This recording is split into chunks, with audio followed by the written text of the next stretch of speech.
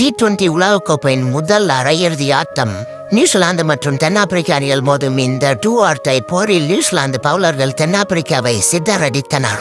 தென்னாப்பிரிக்க அணியால் வெறும் 169 ரன்கள் மட்டுமே 20 ஓவர்கள் முடிவில் அடிக்க முடிந்துள்ளது.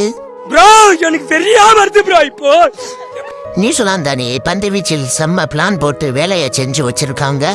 அதுலயும் பார்ட் டைம் பவுலரான ரச்சின் ரவீந்திரா தென்னாப்பிரிக்க பேட்ஸ்மேன்களை திணறடிச்சிட்டாரு. மார்கோ ஜான்சன் 30 பந்துகள் 55 ரன், 2 4 5 6 நல்லா அடிச்சாப்ல.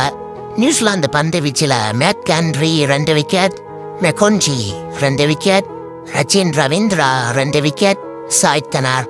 170 ரன்கள் என்ற இலக்கை துரத்திய நியூசிலாந்து அணிக்கு ஃபின் ஆலன் ஒரு வரலாற்று தொடக்கத்தை கொடுத்தார். வெறும் 19 பந்துகளில் அரை சதம் கடந்த அவர் அடுத்த சில நிமிடங்களிலேயே 33 பந்துகளில் தனது சதத்தை விளாசி உலக சாதனை படைத்தார். இதில் 10 4கள் மற்றும் 8 பிரம்மாண்ட சிக்ஸர்களும் அடங்கும். அவருடைய ஸ்ட்ரைக் ரேட் 303 என்று இருந்தது. அவர் ஆடிய ருத்ர தாண்டவத்தில் தென்னாப்பிரிக்க அணியின் கனவு சிதறடிக்கப்பட்டது.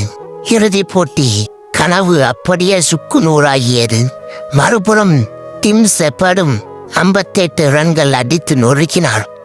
கடைசியில் நியூசிலாந்து அணி வெறும் 12 ஓவர்களிலேயே 173 ரன்கள் எடுத்து 9 விக்கெட் வித்தியாசத்தில் மாபெரும் மகத்தான வெற்றியை பதிவு செய்தது. நாளை நடக்கும் இந்தியா இங்கிலாந்து அணிகள் யார் வெற்றி பெறுகிறார்களோ அவர்கள் நியூசிலாந்து அணியை வரும் ஞாயிற்றுக்கிழமை அன்று இறுதிப் போட்டியில் சந்திப்பார்கள். தென்னாப்பிரிக்க அணியின் உலகக்கோப்பை கனவு இன்றும் கனவாகவே தொடர்கிறது. இதற்கு இல்லையா சார் ஒரு எண்டுகாடு? பாவம் தென்னாப்பிரிக்க அணி. நான் மண்டைய போடுறதுக்குள்ள தென்னாப்பிரிக்க அணியை உலகக்கோப்பை வாங்குமான்னு பார்ப்போம். வாய்ப்பில்லை ராஜா, வாய்ப்பில்லை. நீங்க என்ன நினைக்கிறீங்க? தென்னாப்பிரிக்கா நம்ம ஆயுள் காலத்திலேயே உலகக்கோப்பை வாங்குவாங்களா, வாங்க மாட்டாங்களா?